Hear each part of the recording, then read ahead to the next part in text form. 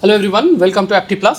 তো আজকে আমরা ডব্লিউবিসিএস এর লাস্ট ফিউ ইয়ার্সে মেন্স এবং প্রিলিমস মিলিয়ে মেইনলি আমি একটু মেন্সের উপরে বেশি ফোকাস করেছি because the question specially in the mains examination একটু হার্ডার কম্পারেটিভলি তো প্রিলিমস এক্সামের রেসপেক্টে। তবে আমরা নেচারটা জানি, দুটোই এমসিকিউ ইন নেচার। তো আমরা যেটা করব সেটা হচ্ছে আমি what I have done, I have picked up some important questions from the previous year. সেটা WBCS যে হিস্ট্রি যে সিলেবাস তোমরা সবাই জানো, অ্যানশিয়েন্ট, মেডিয়েভাল অ্যান্ড মডার্ন, তিনটে সেকশন থেকেই I have picked up certain questions which are important. Now তোমরা আমাকে জিজ্ঞেস করতেই পারো যে স্যার PYQ আবার ইম্পর্টেন্ট ব্যাপারটা কি। দেখো, ইম্পর্টেন্ট আমি যে প্যারামিটারের ওপর ডিপেন্ড করে আমি ইম্পর্টেন্ট কোয়েশ্চেনগুলোকে বাছবার চেষ্টা করেছি, তার মধ্যে one of the most important parameter is definitely যে কোয়েশ্চেন্সগুলো বারবার রিপিটেড হয়েছে, সো রিপিটেটিভ যেগুলো সেগুলো, and questions which are not only repetitive but যে কোয়েশ্চেন্সগুলোর অপশনসগুলো যদি আমরা if we discuss the options of those questions we will come to know some more facts and which will be immensely beneficial for us. Let me tell you যে এখানে যে previous ইয়ারের questions গুলো basically দুটো ভীষণ important জায়গা আছে, দুটো ইম্পর্টেন্ট ভীষণ ডাইমেনশনস আছে। তো একটা ডাইমেনশন ইজ ভেরি ডেফিনেটলি, সেটা হচ্ছে পিওয়াইকিউ এর মধ্যে দিয়ে we can understand that which portion we have to focus up, which portion we have to focus up, or PSC is asking question from which particular area.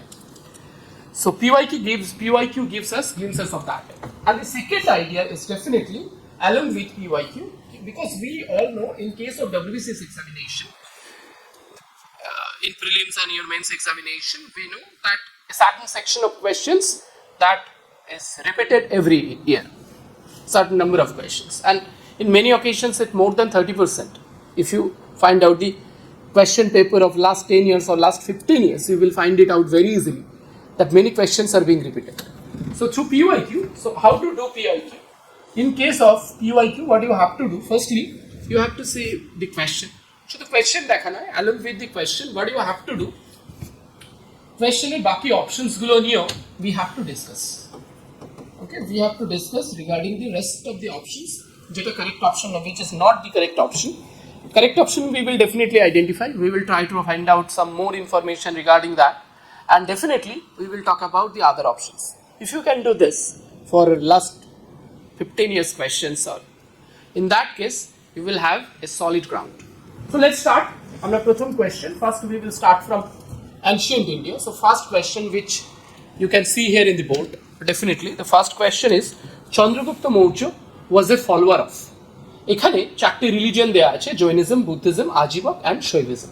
So you have to answer যে চন্দ্রগুপ্ত মৌর্য কোন ধর্মের follower, আর follower of which of the following religion. Okay, কোন ধর্মের Chandragupta Maurya follower, that is basically the question about. Now in case of Chandragupta Maurya, so one thing from this we can understand, this came in 2023 WBCS mains examination, and we have seen these questions many times in the preliminary examination. So one thing you have to note down from here, that we have to think about important rulers and their religious practices. Not only Chandragupta Maurya, in Gupta Empire we all know Ashoka was an ardent follower of Buddhism. So we have to understand this aspect very clearly. So Chandragupta Maurya, we all know that Chandragupta Maurya was a follower of Jainism. Okay, Chandragupta Maurya was a follower of Jainism. So here the correct option is A. Now from this we can also get in touch with some other questions. এখান থেকে আরো অনেকগুলো questions আমরা কিন্তু চন্দ্রগুপ্ত মৌর্য সম্পর্কে জানতে পারি, যেমন Literary tradition and Jain text, যেমন পরিশিষ্ট Parbani record Chandragupta's late life adoption of Jainism, not in early life, late life adoption of Jainism under his religious guru or religious, he was the disciple of Bhadrabahu. এই ভদ্রবাহু ইনফ্লুয়েন্সে এসে চন্দ্রগুপ্ত মৌর্য কিন্তু জৈনিজমকে adopt করেছিলেন। So remember this name is also very important for the examination. Okay, এই নামটাও কিন্তু পরীক্ষার জন্য খুব গুরুত্বপূর্ণ। ওকে, সো ভদ্রবাহু, এবং because they might ask you this question as well. And the next is definitely, next is definitely that how did Chandragupta Maurya die? এই কোয়েশ্চেনটা কিন্তু WBCS প্রিলিমসে অনেকবার এসেছে। Okay, so he was practising Sallekhana. Sallekhana Jain রিলিজিয়নের একটা practice, basically in the last life এনারা এই সাল্লেখানার মধ্যে দিয়ে মৃত্যু বা ডেথ বেছে নেন। ওকে, আর কোথায় মারা গেছিল? The place is Shravanabelagola. Okay, Shravanabelagola, this is also another important information. Okay, this is also another important information. এই শ্রাবণবেলগোলা এটা কোথায়? এটা Karnataka. Okay, this is located in Karnataka. Shravanabelgola. Shravanabelgola is located in Karnataka. তাহলে আমরা এখান থেকে কোন কোন অ্যাসপেক্ট গুলোকে খুঁজে পাওয়ার চেষ্টা করলাম, that is very important. The first important aspect হচ্ছে important ruler and their religion that we have to think about or we have to make ready for the examination. তাহলে make a list of all the important rulers in the ancient history starting from Chandragupta Maurya and which religion did they follow. তাহলে একটা table বানিয়ে ফেলো তোমরা, that's very important. And here these are the information which you have to remember simultaneously along with that MCQ. Okay, ঠিক আছে। এবং আমরা Maurya ডাইনাস্টিতে definitely একটা religious plurality দেখতে পাই। এবং অশোক ওয়াজ basically grandson of Chandragupta Maurya. উনি কিন্তু জৈনিস্ট ছিলেন না, বা he didn't adopt Jainism, his religion was Buddhism. Okay, and we all know about Ashoka's Dhamma. Okay, we all know about Ashoka's Dhamma. এবং অশোকের বাবা বিন্দুসার, যিনি চন্দ্রগুপ্ত মৌর্যের ছেলে, তার ধর্ম আবার ছিল আজীবক। ওকে, সো রিমেম্বার দিস। আমরা যদি একটা টেবিল করি তাহলে চন্দ্রগুপ্ত মৌর্য, বিন্দুসার অ্যান্ড অশোক, এখানে we can see here Jainism, Ajivak and Buddhism. So that is how you have to study the PYQs. এইভাবে কিন্তু তোমাদের PYQ গুলো পড়তে হবে। So many informations are gathered from here. চলো আমরা নেক্সট কোয়েশ্চেনটা দেখে নিই। This is the next question. This also came in 2023 WBCS mains examination as well. It came many times in WBCS prelims and mains examination. Okay, prelims and mains examination. See, the question is, which ancient Indian ruler was the chief patron of the Fourth Buddhist Council? Fourth Buddhist Council এর chief patron কোন Indian ruler ছিলেন? That is the question. So we know about 4 Buddhist council. মোট 4টে Buddhist council হয়েছিল, that we all know. Okay, we all know there were 4 Buddhist council. তাহলে আমাদের 4টে Buddhist council সম্পর্কে জেনে নিতে হবে যখন আমরা বুদ্ধিজম পড়বো। This is a very important aspect and almost every year we find question from here. Buddhism Jainism থেকে তো আমরা প্রত্যেক বছরই প্রশ্ন পাই, their religious traits and from the other aspect too. এটাও একটা খুব important aspect regarding the 4 Buddhist council. Okay, 4 important Buddhist council. Who patronise that Buddhist council? আমরা একটু লিখে নিতে পারো সেই বুদ্ধিস্ট কাউন্সিল কে প্যাট্রোনাইজ করেছিল, মানে কার পৃষ্ঠপোষকতায় সেই বুদ্ধিস্ট কাউন্সিল হয়েছিল। That is one of the aspect. And definitely the other aspect হচ্ছে সেই বুদ্ধিস্ট কাউন্সিলে কে প্রিসাইড করেছিলেন, মানে কে প্রেসিডেন্ট ছিলেন। We find that kind of question also. And যেহেতু WBCS একটা ইভলভিং একটা পিরিয়ডের মধ্যে দিয়ে যাচ্ছে, so we can find, if you find some difficult question on this 4 Buddhist council, that what was the decision taken on that Buddhist council, that is also another important aspect, and question might be asked from that area as well.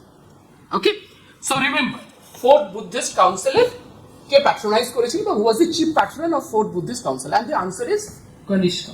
So option B, that will be the right answer. Okay, Kanishka was the chief patron, of 4th Buddhist council. Now, this is the 4th Buddhist council. এটা কোথায় হয়েছিল? The other information regarding the Buddhist council, that is also where did it hold? কোথায় হয়েছিল এই Buddhist council? In case of 4th Buddhist council, it was held at Kundavalla. That is basically in Kashmir. Okay, and under the patronization of Kanishka, that we all know. Okay. And basically, what about the 4 Buddhist council? I have given a complete list of 4 important Buddhist council. The first Buddhist council, you can see here the timeline, that when did the first Buddhist council hold? That was in 483 BC. And the place where the 4th Buddhist council was held, That was Rajgir. Okay, there was a cave in Rajgir. Name of the cave was Shatyaparni cave.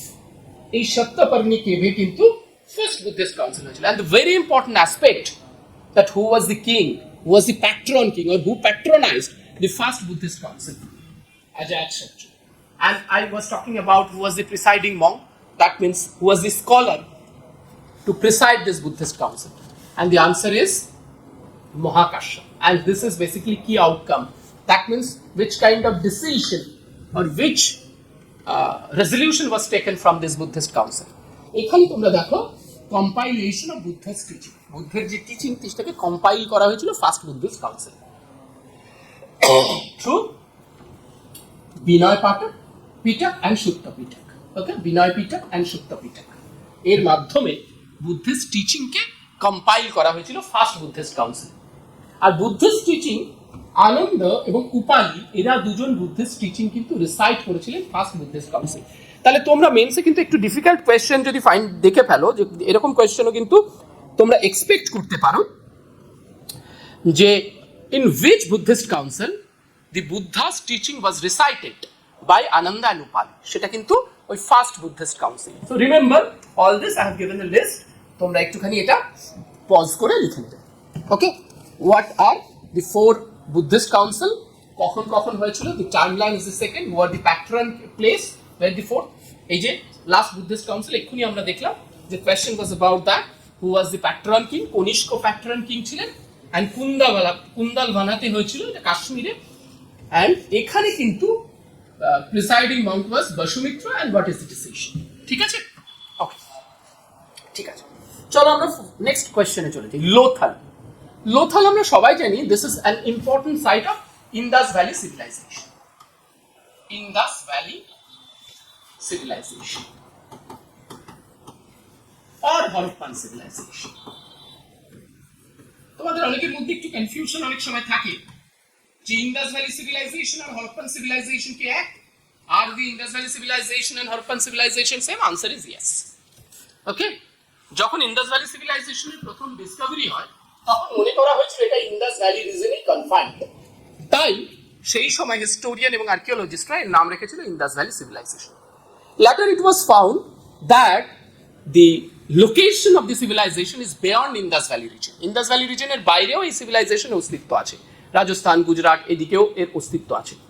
তাই Indas valley civilisation নামটা মনে হলো অতটা ঠিক perfect নয়, it's not very perfect. তো সুতরাং হরপ্পা যেহেতু এই সিভিলাইজেশনের প্রথম সাইট টু বি ডিসকভার্ড, প্রথম আবিষ্কৃত সাইট হচ্ছে হরপ্পা, তাই তার নাম অনুসারে এই সিভিলাইজেশনের নাম হরপ্পান সিভিলাইজেশন রাখা হয়েছে। নাও আমরা একটা ভীষণ ইম্পর্টেন্ট অ্যাসপেক্টের কথা আমি বলতে যাচ্ছি, সেটা হচ্ছে we find questions almost in every year, specially from Harappan civilisation. পিএসসির একটা খুব পছন্দের জায়গা হচ্ছে হরপ্পান সিভিলাইজেশনের ক্ষেত্রে locations and findings. Locations and findings.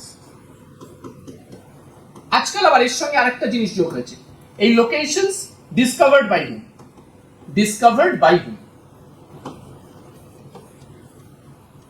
তাহলে এই অংশটা কিন্তু আমাদের রেডি করতে হবে। একেবারে হরপ্পা, মহেঞ্জোদারো, কালীবঙ্গান, লোথাল যতগুলো সাইট আছে তোমাদের সমস্ত সাইটগুলোকে একেবারে রেডি করতে হবে। সেখানে তিনটে জিনিস তোমাদের দেখতে হবে, এই সাইটটা লোকেশন কোথায়, কোথায় অবস্থিত এই সাইটটা, and what are the important findings, কেন এই সাইটটা ভীষণ গুরুত্বপূর্ণ, ইম্পর্টেন্ট ফাইন্ডিং কি, এই সাইট থেকে আমরা কি কি পেয়েছি, কি কি এক্সকাভেট করতে পেরেছি, what are the excavations from this site.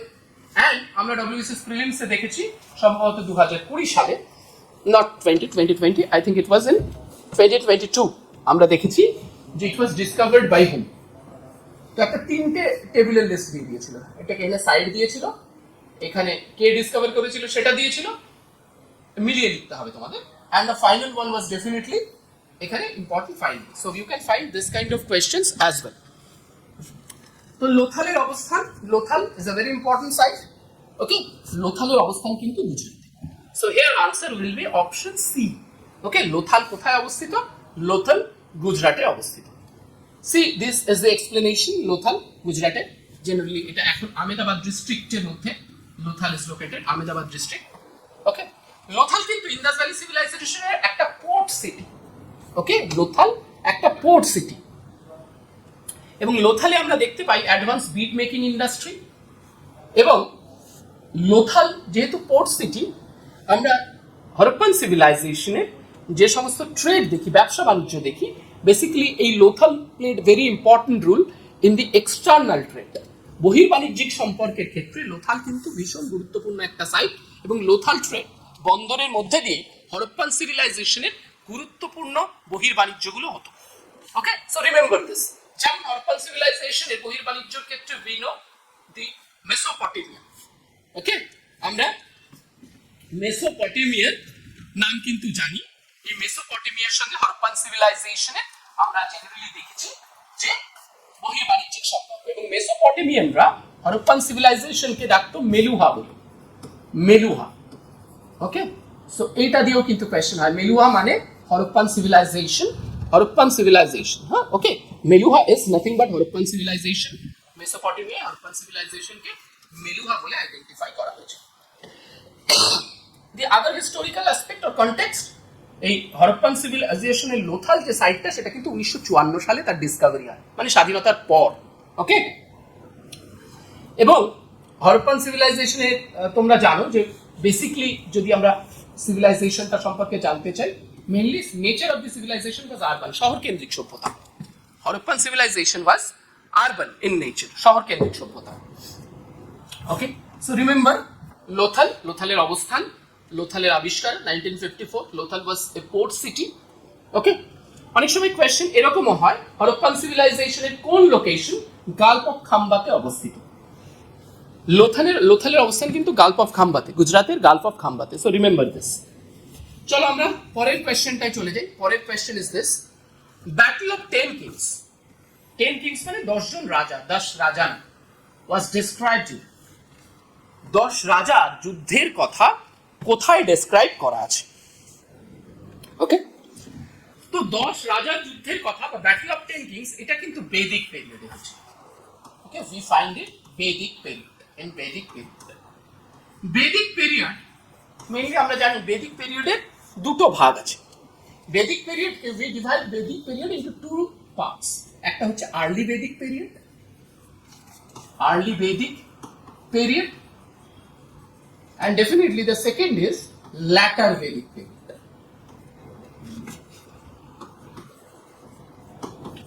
Early Vedic period and latter Vedic period. Early Vedic period এর সময়সীমাটা 1500 BC থেকে 1000 BC, আর latter Vedic period এর সময়সীমাটা 1000 BC থেকে 600 BC। এইটা হচ্ছে latter Vedic period এর সময়সীমা, টাইম পিরিয়ড। তো এই যে ব্যাটল অফ 10 কিংস বা 10 রাজার যুদ্ধ, সেই 10 রাজার যুদ্ধ কিন্তু আর্লি বৈদিক পিরিয়ডে হয়েছিল। আর্লি বৈদিক পিরিয়ডের আরেকটা নাম হচ্ছে ঋগ বৈদিক পিরিয়ড। আমরা 4টে বেদের কথা জানি, তার মধ্যে আর্লিয়েস্ট বেদ হচ্ছে ঋগ্বেদ, তো Rig Vedic period. Okay, Rig Vedic period. So battle of 10 kings Rig, Sam, Yaju, অথর্বর মধ্যে কোথায় থাকবে? It was mentioned in Rig Veda. So option A will be the right choice. Okay, ঋগ্বেদের 7th মণ্ডলে এই 10 রাজার যুদ্ধের কথা বলা আছে। ওকে, তো এইগুলো, এটা মূলত ট্রাইবাল কনফ্লিক্ট। আমরা মূলত দেখি এই ব্যাটলটা কাদের কাদের মধ্যে হয়েছিল, that is also another important aspect. Okay, তো this battle was fought between Bharatas. Bharatas is a tribal community. Bharat হচ্ছে একটা ট্রাইবাল কমিউনিটি, যার নাম অনুযায়ী, যে কমিউনিটির নাম অনুযায়ী এখানকার আমাদের দেশের নাম হয়েছে ভারতবর্ষ। এই Bharat tribal community was led by Sudas and confederation of 10 tribe, এবং 10টা ট্রাইবের একটা কনফেডারেশন বা একটা সমষ্টি, এদের মধ্যে এই যুদ্ধ হয়েছিল। এই historical battle, this battle of 10 kings, এইটা কিন্তু এদের মধ্যে হয়েছিল। ভারত হচ্ছে community was led by Sudas and 10 tribes. তাহলে ভাবো তখনও কিন্তু এই ধরনের কনফেডারেশন হতো। ওকে, 10 জন কনফেডারেশনে ছিল, 10 ট্রাইবস, দে ফট এগেইনস্ট ভারত। তো এই যুদ্ধে কিন্তু Sudas became victorious. Okay, this confederation of 10 tribes, they were defeated. Okay, আর এই যুদ্ধটা কোথায় হয়েছিল, that is also another important question. এই যে ব্যাটল অফ 10 কিংস এর কথা আমরা বলছি, where did the fight take place? কোথায় যুদ্ধটা হয়েছিল, that is also another important aspect. We find also question from that area. এইটা হয়েছিল পুরুষনি নদীর তীরে। পুরুষনি মানে এখন হচ্ছে সিন্ধুর ট্রিবিউটারি রবি নদী। ওকে, রবি নদী। সো রবি নদীর তীরে, রবির তখন নাম ছিল পুরুষনি।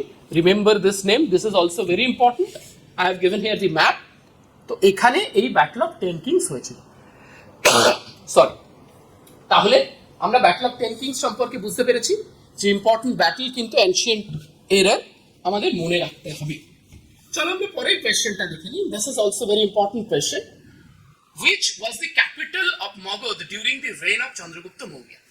দেখো, এই কোয়েশ্চেনটা থেকে আমরা একটা জিনিস কিন্তু কনক্লুড করতেই পারি, সেটা হচ্ছে তোমরা আরেকটা অবশ্যই রেডি করবে যে আমরা যদি যাই যে different dynasty and their capital, different dynasties and their capital.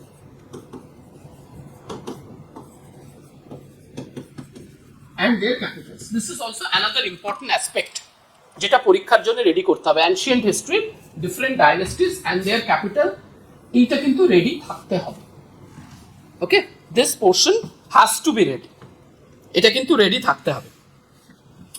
তো চন্দ্রগুপ্ত মৌর্য নিয়ে আজকে আমরা প্রথম কোয়েশ্চেন অলরেডি করেছি, যে চন্দ্রগুপ্ত মৌর্যের রিলিজিয়ন নিয়ে জিজ্ঞেস করা হয়েছিল। There is the question, here is the question, that which was the capital city of Magad during the reign of Chandragupta Maurya? তাহলে মগধে যখন মৌর্যরা রাজত্ব করছিল সেই সময়কার ক্যাপিটাল সিটি কি ছিল? দেখো এখানে চারটা অপশন: অমরাবতী, পাটলিপুত্র, উজ্জয়ন, কনৌজ। তুমি লোকেশন দেখলেই বুঝতে পারবে মগধের যে লোকেশনটা সেটা মেইনলি ভারতবর্ষের উত্তর পূর্ব অংশ, বিহার, এই রিজিয়নটাতে। So generally Pataliputra is the right answer. Okay, Pataliputra is the right answer. Pataliputra মানে এখন ওই পাটনার কাছাকাছি অংশ। তো generally Pataliputra was the capital. Here you can see the location of Patliputra in this map. Okay, Patliputra আমি একটু আগে তোমাদের বললাম, this is actually modern Patna. এইটা মৌর্যদের ক্যাপিটাল ছিল, এবং সেটা আমরা চন্দ্রগুপ্ত মৌর্যের সভায় যিনি এসেছিলেন সেই ভদ্রলোক, whose name was Megasthenes, যার লেখা বিখ্যাত বইয়ের নাম ইন্ডিকা। ওকে, মেগাস্থেনেস, যার লেখা বিখ্যাত বইয়ের নাম ইন্ডিকা, গ্রিক অ্যাম্বাসাডার। তিনি কিন্তু এটা তার লেখা থেকে আমরা in his work ইন্ডিকা থেকে আমরা এটা আইডেন্টিফাই করি। আমরা দেখি পাটলিপুত্র কি ম্যাসিভ প্যালেস, টাওয়ার্স এটসেট্রা, তো সেখান থেকে আমরা এটা কিন্তু আইডেন্টিফাই করি। ওকে, অ্যাকচুয়ালি এই যে লোকেশনটা পাটলিপুত্রকে বলা হতো জলদুর্গ। Pataliputra was basically surrounded by water bodies, means rivers. যেমন পাটলিপুত্র কোথায় ছিল? একদিকে গঙ্গা, সোন, এই সমস্ত নদীর, পুনপুন, এই সমস্ত নদীর দিয়ে ঘেরা ছিল পাটলিপুত্র। তো শত্রুপক্ষের পক্ষে it was really difficult to directly come to Pataliputra. They had to cross the rivers to come to Pataliputra at that time. Okay, তো সেই জন্য পাটলিপুত্রকে বলা হতো জলদুর্গ। রিমেম্বার দিস অলসো, যে Pataliputra was the capital during Chandragupta Maurya. Who had 9 jewels, Navaratna, in his royal court. নিচে 4 জন রাজা সম্রাটের নাম দেয়া আছে, এদের মধ্যে কার সভায় 9 জুয়েলস বা নবরত্নের অবস্থান আমরা দেখতে পাই? দ্য অপশনস আর দ্বিতীয় চন্দ্রগুপ্ত, চন্দ্রগুপ্ত 2, চন্দ্রগুপ্ত 1, সমুদ্রগুপ্ত and চন্দ্রগুপ্ত মৌর্য। এখানকার মধ্যে A, C এবং B, these are basically from Gupta dynasties, and Chandragupta Maurya তো মৌর্য ডাইনেস্টি। তো আমরা it's a very common question, আমরা এই কোয়েশ্চেন কিন্তু অনেকবার দেখেছি পরীক্ষায়, যে কার সভায় 9 জুয়েল বা নবরত্ন, 9 জুয়েলকে অনেক সময় তোমরা কোয়েশ্চেনটা শুধু নবরত্ন দিয়েও পেতে পারো, 9 জুয়েল বা নবরত্নর অবস্থান আমরা দেখতে পাই। Here the answer is Chandragupta 2 or দ্বিতীয় চন্দ্রগুপ্ত। If we see দ্বিতীয় চন্দ্রগুপ্তের আরেকটা নাম কি ছিল? দ্বিতীয় চন্দ্রগুপ্তকে, তাহলে এই কোয়েশ্চেনটা ওখানে দ্বিতীয় চন্দ্রগুপ্ত না দেখে you can see that name also. Okay, you can find that name also. তখন একটু বুঝতে অসুবিধা হতে পারে। দ্বিতীয় চন্দ্রগুপ্তের নাম কিন্তু বিক্রমাদিত্য। ওকে, রিমেম্বার দিস। তাহলে তুমি যখন ডিফারেন্ট রুলার পড়বে, এখান থেকে ইম্পর্টেন্ট একটা অ্যাসপেক্ট বেরিয়ে আসছে যে তাদের সভায় কোনো ইম্পর্টেন্ট কাজ হলে সেটা মনে রাখতে হবে তোমাদের। যেমন কনিষ্কের সভায় তোমাকে মনে রাখতে হবে দ্বিতীয় চন্দ্রগুপ্তের সভায়। Okay, so this are the ideas. তাহলে বিক্রমাদিত্য হচ্ছে এই দ্বিতীয় চন্দ্রগুপ্ত, তার রয়্যাল কোর্টে কিন্তু 9 জন খুব স্কলার মানুষ, তাই তাদের বলা হতো 9 jewels.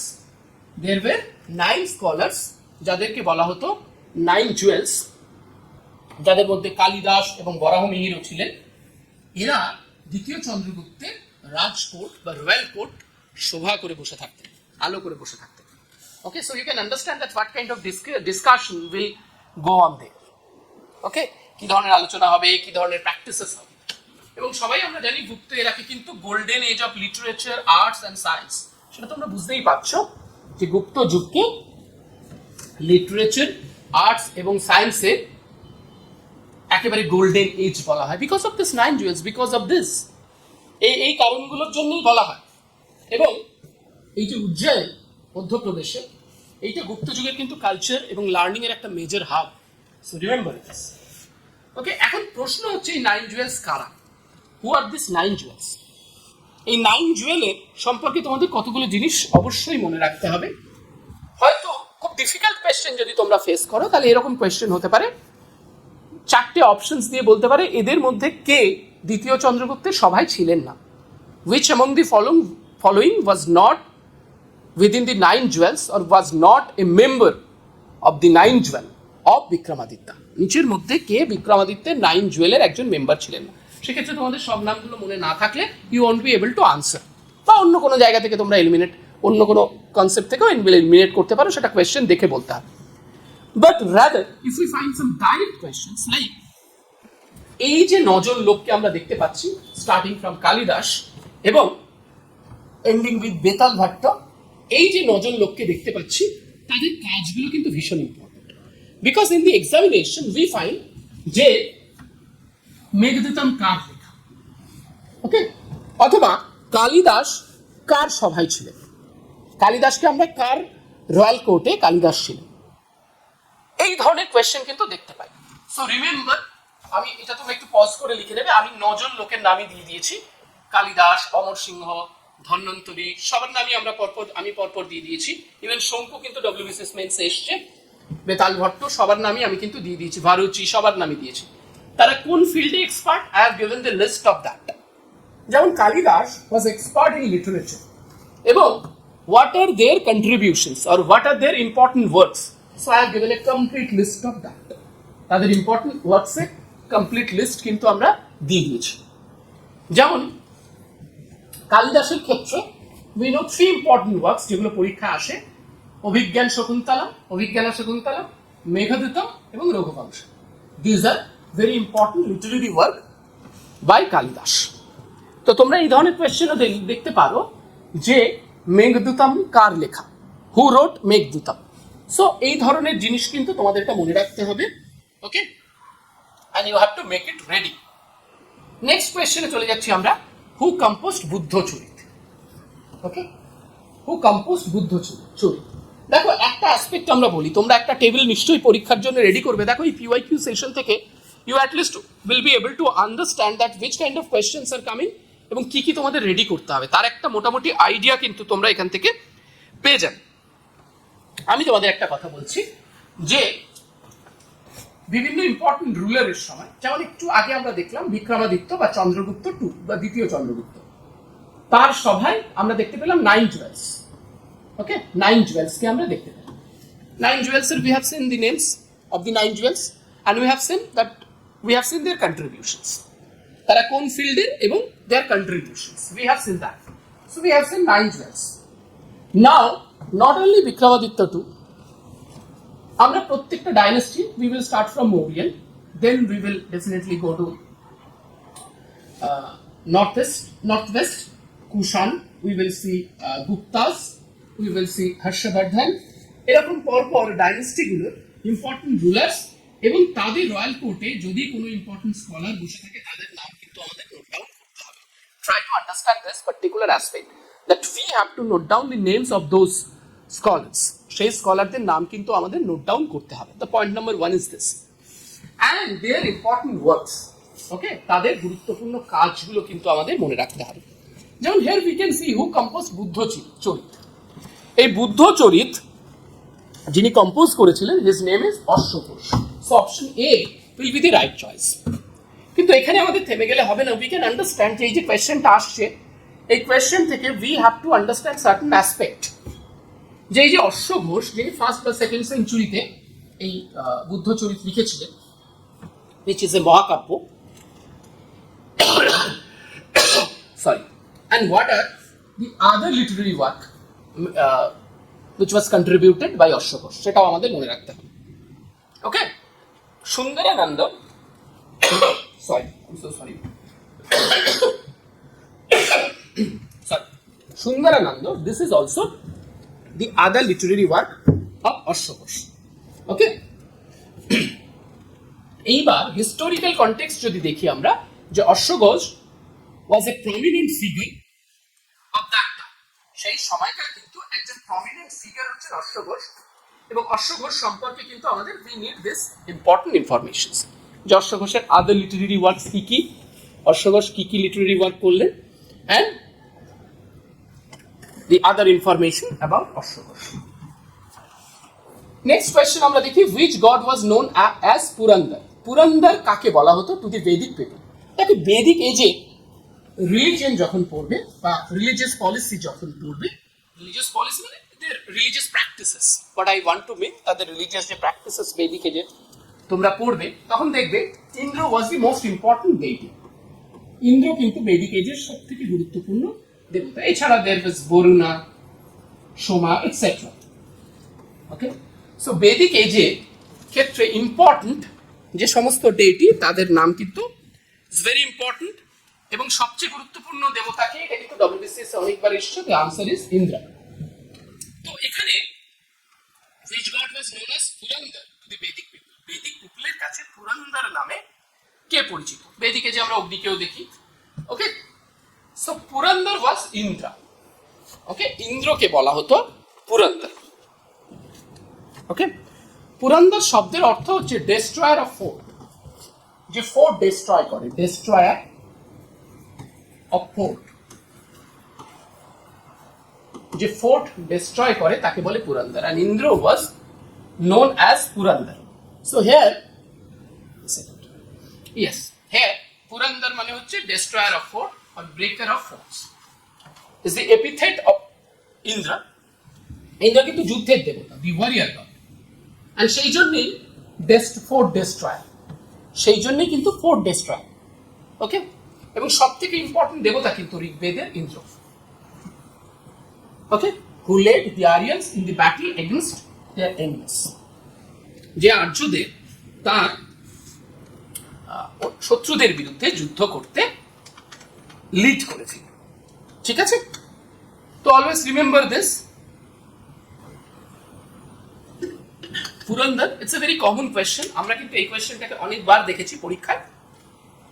So remember this question, this is a very important question. Purandara কাকে বলা হতো? ইন্দ্রকে বলা হতো, এবং ইন্দ্র কিন্তু সবচেয়ে গুরুত্বপূর্ণ দেবতাও বটে।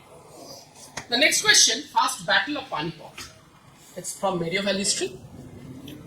So important battle, এটা তোমরা জানো, এটা ভীষণ ইম্পর্টেন্ট একটা অ্যাসপেক্ট, যে ইম্পর্টেন্ট ব্যাটল কিন্তু আমাদের পরীক্ষার জন্য রেডি করতে হবে। The first battle of Panipat took place. পানিপথের প্রথম যুদ্ধ কোথায় হয়েছিল, কবে হয়েছিল? দেখো, যে ধরনের ফ্যাকচুয়াল কোয়েশ্চেন্স আসে, তো সেক্ষেত্রে কিন্তু we have to make ready of this aspect as well. That means year of important wars and battle. পানিপথের তিনটি ইম্পর্টেন্ট যুদ্ধ, এবং তিনটেই খুব ডিসিসিভ যুদ্ধ, আমরা সবাই জানি। প্রথম যুদ্ধ first battle of Panipat, first battle of Panipat,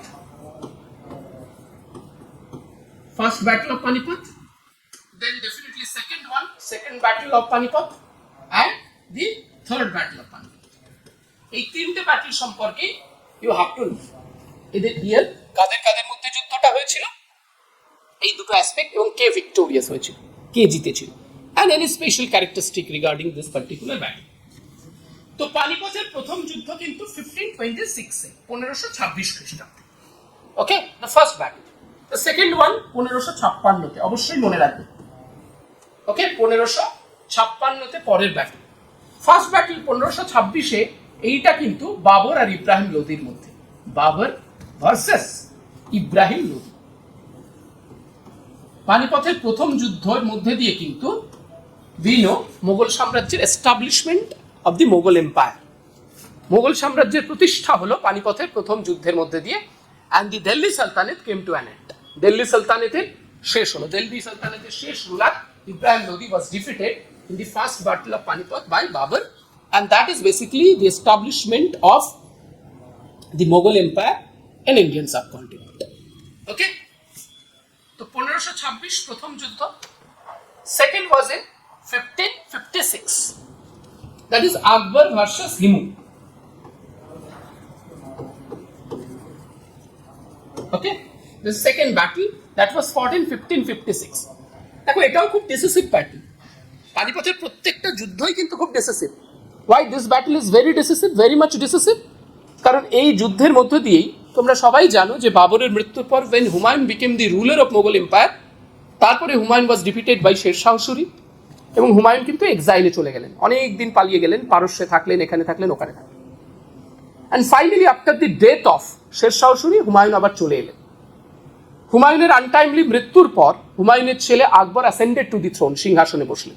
and Akbar was very young at that time, he was guided by Bairam Khan.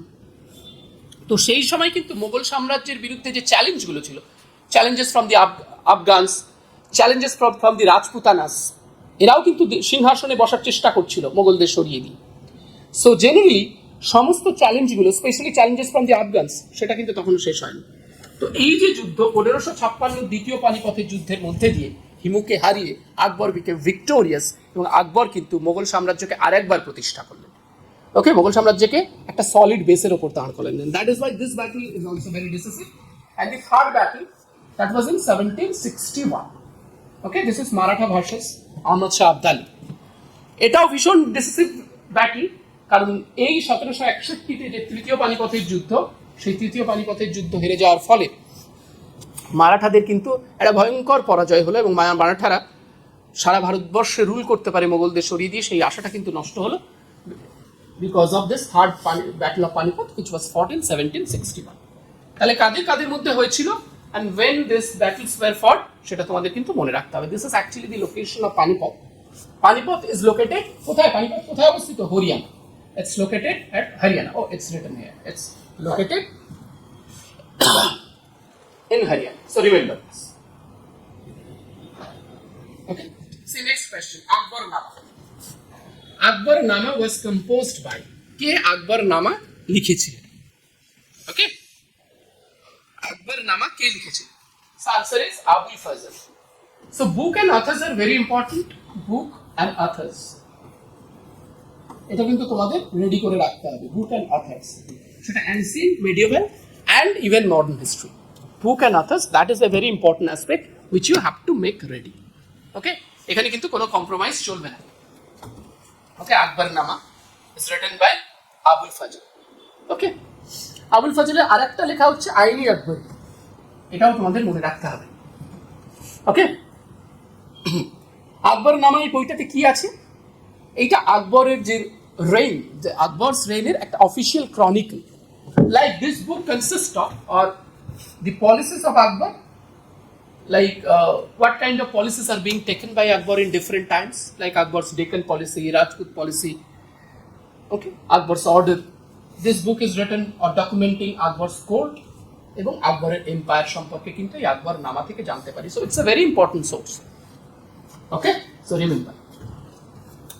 So the next question is this: Treaty of Purandar 1665. আরেকটা ইম্পর্টেন্ট অ্যাসপেক্ট, ইম্পর্টেন্ট ট্রিটিস, এটা mainly মিডিয়েভাল and modern হিস্ট্রিতে তোমাদের পড়তে হবে। ওকে, important treaties হচ্ছে মিডিয়েভাল history এবং modern history, সব important treaties পারলে dynasty ধরে ধরে, মিডিয়েভাল হিস্ট্রি এবং মডার্ন হিস্ট্রির টাইম লাইন ধরে ধরে তোমাদের এটাকে রেডি করতে হবে। See the question here, Treaty of Purandar 1665 was concluded between কার কার মধ্যে এই ট্রিটি হয়েছিল? So option A, it's written Shivaji and Jai Singh. That is basically the correct answer. Okay. Option A, Shivaji and Jai Singh. That is basically the correct answer. অন্য আনসারগুলো তো হবে না, তার কারণ east India company এত fast তো কোনো battle কোনো ট্রিটি তো ভারতবর্ষে এসে করেনি। রঞ্জিত সিং এর সঙ্গে ইস্ট ইন্ডিয়া কোম্পানির যে ট্রিটি সেটা হচ্ছে treaty of Amritsar. Okay, this treaty is also very important, পরীক্ষা আসে। Treaty of Amritsar, east India কোম্পানির সঙ্গে Ranjit Singh from Punjab, treaty of Amritsar. Okay, treaty of Amritsar তো এটা 1809, অনেক পরে। So it's not in 1665। তো আমরা একটু বুদ্ধি করলে ইস্ট ইন্ডিয়া কোম্পানি যেখানে যেখানে আছে উই ক্যান জাস্ট ক্যান্সেল ইট। মারাঠাদের সঙ্গে ইস্ট ইন্ডিয়া কোম্পানির বেসিনের চুক্তি এবং শালবায়ের চুক্তি, উই অল নো সেটা 1782 1802। So this is not also the answer. Tipu Sultan তো সিংহাসনেই বসছেন 1782-তে। তার কারণ হচ্ছে 1782 সালে টিপু সুলতানের বাবা, father of Tipu Sultan, his name was Haidar Ali, he died of cancer. ক্যান্সারে মারা গেলেন 1782-তে। তারপর টিপু সুলতান সিংহাসনে বসছেন। Then he will make treaty with the British. Okay, treaty of Mangalore, ম্যাঙ্গালোরের চুক্তি। Okay, that was in 1784, 1784. So already we can easily cancel out these options watching this particular term, East India Company. East India Company 1665 এ ট্রিটি করার মতো জায়গায় ছিল না। If you have basic knowledge in history, you can answer it easily. Okay? ঠিক আছে, তো তোমরা এটা একটু মনে রেখো। The next important question here is who owned the first battle of Tarain? এই দেখো, টারাইনের যুদ্ধগুলো কিন্তু is very important and very decisive. Like Panipat, টারাইনের যুদ্ধ কিন্তু it's very decisive and very important. এখন টারাইনের দুটো যুদ্ধ হয়েছিল। অনেক সময় we see this question in WBCS prelims and mains many times. If you see the previous year question, you will find it out many times in WBCS prelims and mains examination. টারাইনের দুটো যুদ্ধ, first battle অনেকে ভুল করে অনেক সময় আমরা একটু অতি উৎসাহী হয়ে করে ফেলি 1191, and the second battle is very next year 1192. Okay, so first ব্যাটলে কে জিতেছিলেন? দেখো, ফার্স্ট ব্যাটলে কিন্তু পৃথ্বীরাজ চৌহানই জিতে গেছিল। First battle is the first battle of Tarain. Prithviraj Chauhan became victorious. So the answer is Prithviraj Chauhan. কিন্তু সেকেন্ড ব্যাটলে the thing was different, Mohammad Ghori became victorious. Prithviraj Chauhan হেরে গেল, Mohammad Ghori second battle of Tarain, যেটা 1192-তে সেটাতে জিতলেন। এবং পৃথ্বীরাজ এর পরে কিন্তু আমরা জানি 1206 থেকে শুরু করে 1206 থেকে শুরু করে ভারতবর্ষে কিন্তু in case of India, specially north India, initially Delhi sultanate was started. That is basically the emergence of Delhi sultanate. 1192 আমরা দেখছি যে সেকেন্ড ব্যাটল অফ তারাইন। তো দুটো ব্যাটল অফ তারাইন তোমরা কিন্তু মনে রাখবে, তো first battle and second battle. First battle এই যে 1191। ওকে, এই টারাইন জায়গাটাও কিন্তু হরিয়ানাতে। ওকে, ইটস বেসিক, কারণ ওরা তো সবাই এই দিক দিয়ে আসতো, নর্থ ওয়েস্ট দিয়ে আসতো। সো জেনারেলি নর্থ ওয়েস্ট দিয়ে এসে হরিয়ানাতেই যুদ্ধ হতো। তো Prithviraj Chauhan defeated Mohammad Ghori, but Ghori return to win in second battle 1192। Okay, ঠিক আছে। Delhi sultanate was established, this is very important. Medieval হিস্ট্রিতে তো আমাদের জেনারেলি পড়তে হয় কি, দিল্লি সালতানেট পড়তে হয় অ্যান্ড দেন মুঘল পড়তে হয়, তাই তো? তো তোমাদের দিল্লি সালতানেতের একটা ক্রনোলজি বানিয়ে নিতে হবে। So like in case of Delhi sultanate তোমাদের প্রথমে যেমন স্লেভ ডাইনেস্টি করে নিতে হবে, দেন খিলজি, এইভাবে তোমাদের একটা, দেন তুগলক, এরকম ভাবে একটা ক্রনোলজি তোমাদের বানিয়ে নিতে হবে। দেন মোগলদের ক্ষেত্রেও কিন্তু তোমাদের একটা ক্রনোলজি বানিয়ে নিতে হবে। You have to make a chronology that which ruler is coming after rule. এটা তো তোমরা সবাই জানো ছোটবেলা থেকে, যে মোগলদের ক্ষেত্রে। তো দিল্লি সালতানেতের এস্টাবলিশমেন্ট কিন্তু 1206 খ্রিস্টাব্দে। ওকে, সো 1206 থেকে একটু আগে আমরা বললাম পানিপথের till the first battle of Panipat 1526. This is basically the time period the different dynasties under the Delhi Sultanate ruling. Okay, 1206 থেকে 1526। দেন 1526 এর পর কিন্তু আমরা দেখতে পাচ্ছি মুঘলরা চলে আসছে। তাহলে টাইম লাইন 1206 তো 1526 we find here the rule of Delhi Sultanate, that is DS, and then 1526 থেকে আমরা যদি অফিশিয়ালি ভাবি আপ টু 1857। ওকে, যদিও ঔরঙ্গজেবের মৃত্যু 1707 এর পর মুঘল বিকেম ভেরি উইক, এখানে আমরা দেখছি Mughal empire. Okay, that's fine. So This is, and the first ruler of the slave dynasty or the Mamluk dynasty, his name was Qutbuddin Aybak. Remember his name? Okay, next.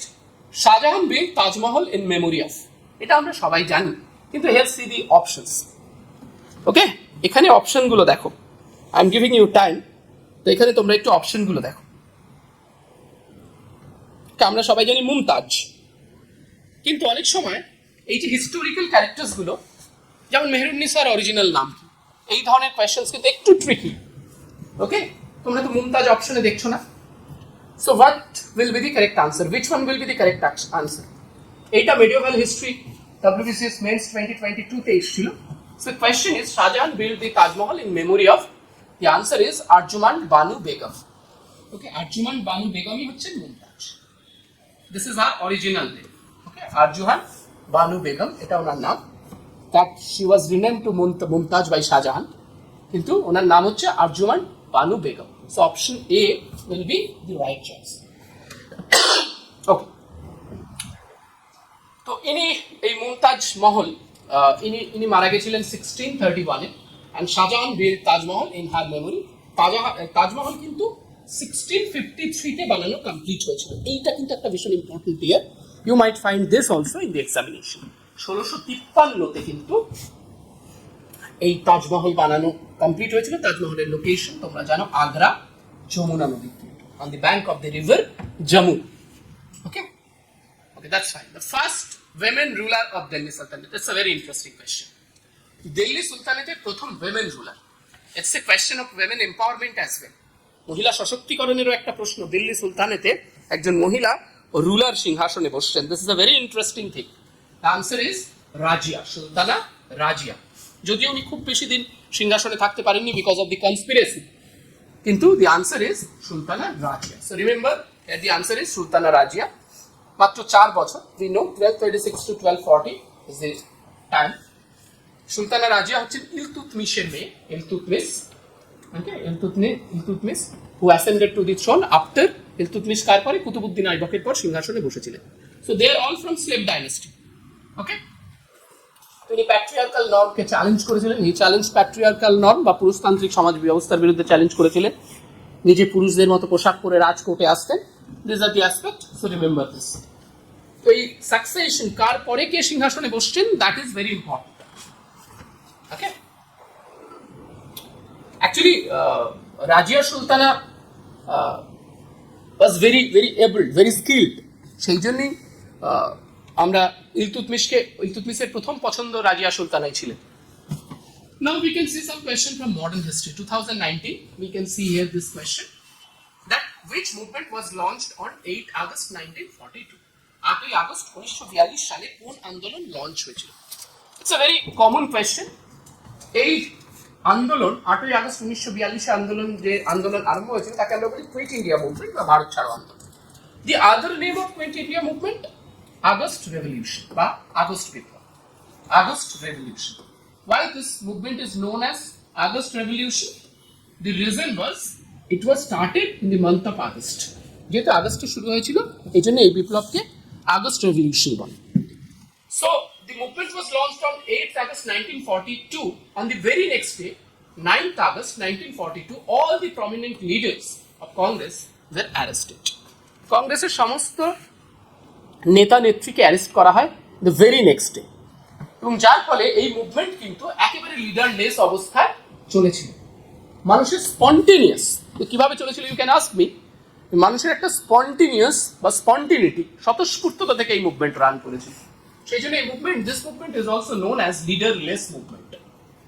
Okay, leaderless movement, it is also known as leaderless movement. Okay, so it is a very, গান্ধীজির 3টে মুভমেন্টে তোমাদের ভালো করে পড়তে হবে for the examination. সেই 3টে মুভমেন্টের মধ্যে definitely one of the movement, first movement গান্ধীজির, মাস মুভমেন্ট যদি আমরা বলি, সেটা হচ্ছে non cooperation movement, also Khilafat movement, we call it Khilafat movement. এটার সময়সীমা 1922, that is basically the time period. The next is definitely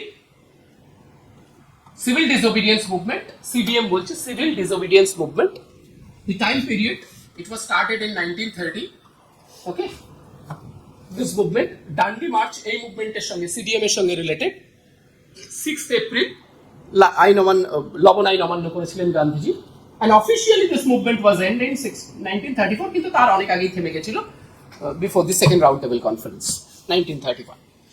Okay, quit India মুভমেন্টের সঙ্গে আরেকটা ইম্পর্টেন্ট কনসেপ্ট ইজ গান্ধীজি কিন্তু এই মুভমেন্টে ডাক দিয়েছিলেন ডু অর ডাই। ওই 8th August when Gandhiji was addressing, যখন বক্তব্য রাখছিলেন উনি বলেছিলেন this is a time to do or die. তাহলে করেঙ্গে ইয়ে মারেঙ্গে আর ডু অর ডাই, বা করবো অথবা মরবো, এই যে স্লোগানটা কোন মুভমেন্টের সঙ্গে যুক্ত সেটাও কিন্তু পরীক্ষায় আসে। ওকে, অ্যান্ড কুইট ইন্ডিয়া মুভমেন্টের ইমিডিয়েট কারণ জানতে চায় অনেক সময় পরীক্ষায়, সেটা হচ্ছে the failure of Cripps mission বা ক্রিপস প্রপোজালের failure, and at the same time Japanese success in south east Asia. Okay, তো এই জায়গাগুলো তৈরি করে ফেলতে হবে। Next, Jallianwala Bagh massacre 13th April 1919। এই জালিয়ানওয়ালাবাগ ম্যাসাকার যেটা হয়েছিল এটা কোথায় হয়েছিল? It's a very easy question, কিন্তু আমরা এই কোয়েশ্চেন কিন্তু অনেকবার পরীক্ষায় দেখেছি।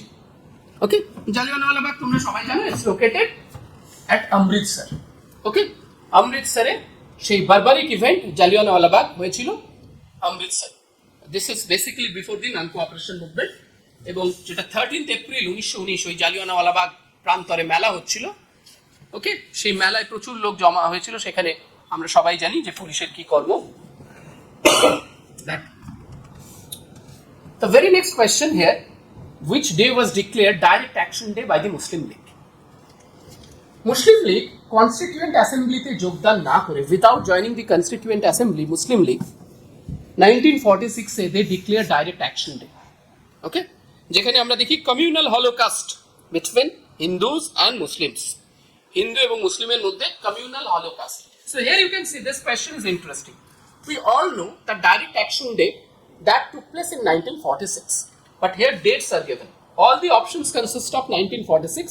The কিছু ইভেন্টের ক্ষেত্রে you have to remember the dates as well, okay, which are more important in nature. সেরকম তো এখানে 16th August 1946 is the right answer. তো জেনারেলি এটাকে আমরা গ্রেট ক্যালকাটা কিলিংও বলে থাকি। Okay, we just call it Great Calcutta Killing. It's a communal holocaust in Calcutta between Hindus and Muslims. Okay, the next question, in which session did the Indian Congress declare Purno Swaraj its goal? Very important question. এই question থেকে একটা জিনিস আমাদের কাছে সবসময় বেরিয়ে আসে, session. So always make ready important session of Congress, important sessions of Congress-এর important session, their president, ওই সেশনে কে প্রেসিডেন্ট হয়েছিল? আচ্ছা, দিয়েন লিখে দেখো, president of the session, and definitely the other aspect is important event. এটার একটা টেবিল তোমরা তৈরি করে ফেলো, important events or resolution which was taken on that session. ওই সেশনে কি গুরুত্বপূর্ণ ডিসিশন নেওয়া হয়েছিল? ওকে, পূর্ণ স্বরাজ এইটা কিন্তু that was in Lahore 1929। Okay, Lahore session 1929-এ কংগ্রেস কিন্তু প্রথমবার বলল আমরা পূর্ণ স্বাধীনতার জন্য এবার সংগ্রাম শুরু করলাম। That was started in Lahore 1929, and who was the president of that session? জেল নেহরু। কারণ কংগ্রেস পূর্ণ স্বাধীনতার জন্য যাওয়া উচিত, আর Congress should think about the Purna Swaraj, আর Congress should start the movement for Purna Swaraj. Basically, this was the demand of the Young Brigade of Congress, which was led by Subhash Chandra Bose and Jail Nehru. And that was the reason why Jail Nehru was made President of Congress in this session. Young Brigade হাতে কংগ্রেসের baton চলে আসলো, এবং পূর্ণ স্বরাজ এই যে session Lahore 1929, সেটার সঙ্গে তোমাদের আরো মনে রাখতে হবে, ইট ওয়াজ ডিসাইডেড, যেটা ডিসেম্বরে হচ্ছিল এই সেশনটা, 31st December 1929-এ জেল নেহরু রবি নদীর তীরে ইন্ডিয়ান ফ্ল্যাগ ওয়েস্ট করলেন for the first time. Okay, Indian flag West করলেন এবং ঘোষণা করলেন যে আমরা যখন একবার এই ফ্ল্যাগ ওয়েস্ট করেছি বা একবার এই পতাকা তুলেছি, যতক্ষণ পর্যন্ত ভারতবর্ষের একজনও বেঁচে আছে এই পতাকা আর নামবে না। That is 31st December 1929 on the bank of the river Ravi নদীর তীরে। এটা কিন্তু কোয়েশ্চেনে আসে, রবি নদী দিয়েই কোয়েশ্চেনটা হয়। এবং it was decided, subsequently it was decided that 26 January 1930 সারা দেশ জুড়ে স্বাধীনতা দিবস পালন হবে। The whole country will observe the Independence Day on 26th of Jan 1930. এবং inspiring by that day, we celebrate our Republic Day on 26th of Jan. So remember this. পরের question. Who called the Cripps Mission proposal a post-dated check on a crashing bank? Okay? কে বলেছিলেন post-dated check of a crashing bank? The Cripps Mission. Cripps Mission ভারতবর্ষে এসেছিল 1942-তে। Cripps was the chairman. So that is basically the Cripps Mission. তো Cripps Mission-এ যে আলোচনা হলো সেখানে গান্ধীজি বিরক্ত হয়ে বেরিয়ে এলেন এবং গান্ধীজি বললেন যে post-dated check of a crashing bank. So answer is Cripps proposal. Gandhiji বললেন কি post-dated check on a crashing bank. The statement or this comment was made by Mahatma Gandhi. Okay, so remember Mahatma Gandhi, Cripps proposal that was in, এবং Cripps proposal ব্যর্থ হওয়ার পেছনেই কারণ হিসেবেই I have already told you that is basically one of the reason behind the emergence of August Revolution or Quit India movement. Quit India movement শুরু হওয়ার কিন্তু একটা অত্যন্ত গুরুত্বপূর্ণ কারণ এটা। Next, where was the Indian National Army formed in 1942 under Captain Mohan Singh? দেখো Indian National Army কে প্রতিষ্ঠা করেন? This question we have found many times in WBCS examination. And আমরা মিস্টেক করে ফেলি Subhash Chandra Bose. No, Subhash Chandra Bose was not the founder of Indian National Army. Indian National Army was first time formed under Captain Mohan Singh. Okay? Captain Mohan Singh কিন্তু Indian National Army first time তৈরি করেন। And the answer will be definitely Singapore. Subhash Chandra Bose went there in Japan in 1943. তারপর উনি আইএনএতে যোগ দেন। যদিও initially জাপানিজদের সঙ্গে মতানৈক্যের জন্য মোহন সিংকে গ্রেপ্তার হতে হয়, পরে সুভাষ চন্দ্র বোস কিন্তু আজাদ হিন্দ ফৌজ এস্টাবলিশ করছেন অনেক পরে, 1 বছর পর 1943-তে উনি ওখানে পৌঁছচ্ছেন and he is taking the charge of it. First women president of the Indian National Congress. Who was the first women president of Indian National Congress? এখানে দেখো চারটে অপশন রয়েছে। দেখো এখানে ফার্স্ট উইমেন প্রেসিডেন্ট, ইন্ডিয়ান কথাটা নেই। First women president মানে প্রথম উইমেন প্রেসিডেন্ট কে হলেন? The answer is Annie Besant. আমি একটু আগে বললাম যে important Congress session and president is very important for the examination. তো অ্যানি বেসান্ট কিন্তু প্রথম মহিলা প্রেসিডেন্ট ভারতীয় কংগ্রেসের। That was in the session of 1917, 1917 session. কিন্তু if the question comes in a twisted form that who was the first Indian women to be elected as the president of Indian National Congress? দেখো Annie Besant তো ভারতীয় ছিলেন না, প্রথম ভারতীয় মহিলা যিনি কংগ্রেসের প্রেসিডেন্ট হয়েছিলেন। There the answer will be Sarojini Naidu. Okay, Sarojini Naidu. And she became the president of Indian National Congress in 1925 in its Kanpur session. তাহলে এটাও তোমাদের কিন্তু মনে রাখতে হবে, 1925 এর Kanpur session. The next, Dandi March. I have already told you যে ডান্ডি March কোন আন্দোলনের সঙ্গে যুক্ত। ডান্ডি মার্চ হচ্ছে সিভিল ডিসোবিডিয়েন্স মুভমেন্ট বা আইন অমান্য আন্দোলন। Civil disobedience movement or CDM বা আইন অমান্য আন্দোলন। দেখো CDM এ ডান্ডি মার্চে they were moving towards ডান্ডি। সেখানে গিয়ে 78 জন ফলোয়ার নিয়ে গান্ধীজি স্টার্ট করেছিলেন সবরমতী আশ্রম থেকে। তারপর ডান্ডি পৌঁছবেন, ডান্ডি পৌঁছে লবণ তৈরি করে লবণ আইন অমান্য করবেন, কারণ ভারতীয়দের লবণ তৈরির পারমিশন ছিল না। তো সেটা শুরু হয়েছিল কিন্তু 12th March 1930 and they reached Dandi on 6th April 1930. So that was basically the journey. So answer is 12th March 1930. Okay. Next question. After which incident did Gandhi withdraw the non-cooperation movement? আমি তিনটে মাস মুভমেন্টের কথা গান্ধীজি বলেছি আমি already, non-cooperation movement, civil disobedience movement and finally the Quit India movement. Okay, these are three important movement of Gandhiji. First এই মুভমেন্টের কথা আমি তোমাদের বলেছি 1920 থেকে 1922. That was basically the timeline of non-cooperation movement. But what happened in case of non-cooperation movement? চৌরি চৌরা ঘটনা ঘটে গেল, যেখানে 22 জন পুলিশকে কংগ্রেসের অহিংস আন্দোলনকারীরা একটা থানার মধ্যে, যদিও অবশ্যই প্ররোচনা ছিল, একটা থানার মধ্যে ঢুকিয়ে পুড়িয়ে মেরে ফেললো। And Gandhi withdrew the movement after this Chauri Chaura incident on the 5th February 1922. Okay. The very next question, in which year and where was the Pakistan resolution adopted by the Muslim League?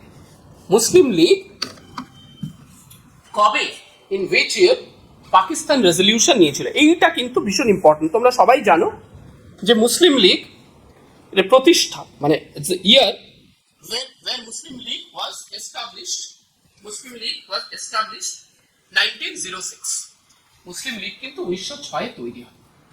And Pakistan resolution of the Muslim League was taken in which year?